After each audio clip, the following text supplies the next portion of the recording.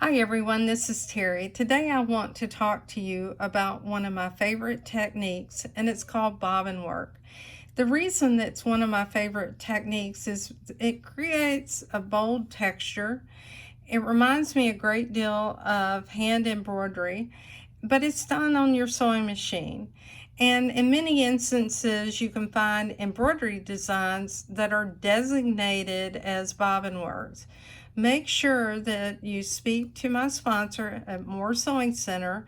Their staff will be able to assist you to locate the correct bobbin case for your machine for bobbin work. Now this is the bobbin case for my machine, and you can see that it has a screw that you can adjust if you want to adjust the tension.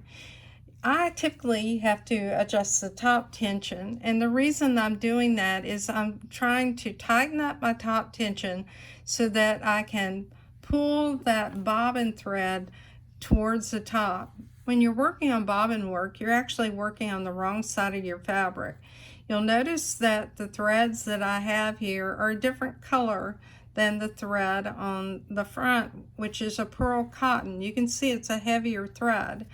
The reason I use this color is to see if my tension was correct in the right settings. I typically use a 60 weight thread. You'll find 60 and 80 weight threads that are different colors in the Quilter Select line. They're some of my favorites. So let's talk a little bit about some of the supplies that you would want to have for bobbin works. I mentioned the bobbin case, so you want to have that specialty bobbin case. You may want to pick up some ribbon floss like I have here. This ribbon floss needs to be wound on the bobbin by hand. Silk ribbon is another type of thread that works extremely well because it's soft. These are 12 weight threads. Floriani carries those, and as I said, these are threads that you normally would use in your loopers on your serger. You can use pearl cotton and then threads like razzle dazzle. You want to lengthen your stitch length whenever you're creating these stitches. So you'll look at this, and if you see this straight stitch, this is 3.5 or 4 millimeters in length. And you can see the results here when I use the ribbon floss. I had problems using this organza ribbon. The organza ribbon is too stiff. So you can see my top thread appearing over that. Now, let's talk about a technique.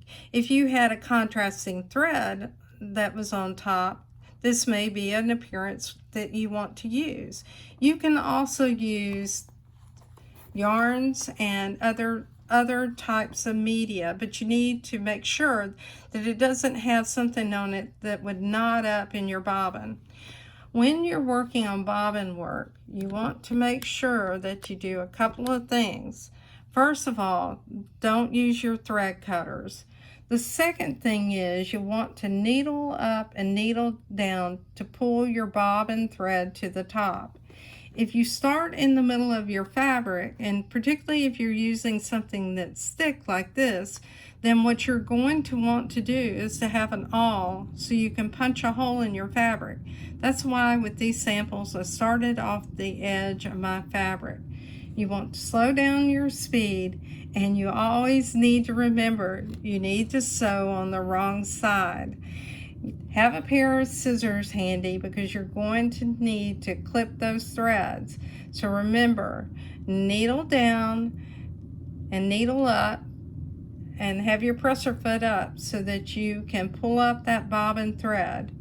Don't use your thread cutter on your machine. Have a pair of scissors handy, and make sure that you use the specialty bobbin case on the sewing side and specialty designs on the embroidery side.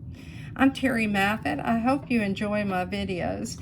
If you like my blog and videos, please join me in my Facebook group called Just Stitching with a Brother Luminaire. There you can meet a lot of people who have similar interests in sewing as I have. And you can also join me on YouTube, on my YouTube channel. Give a shout out to Moore Sewing Center and their helpful employees. They'll be more than happy to help you with your sewing needs. Thanks, everyone, and have a great day.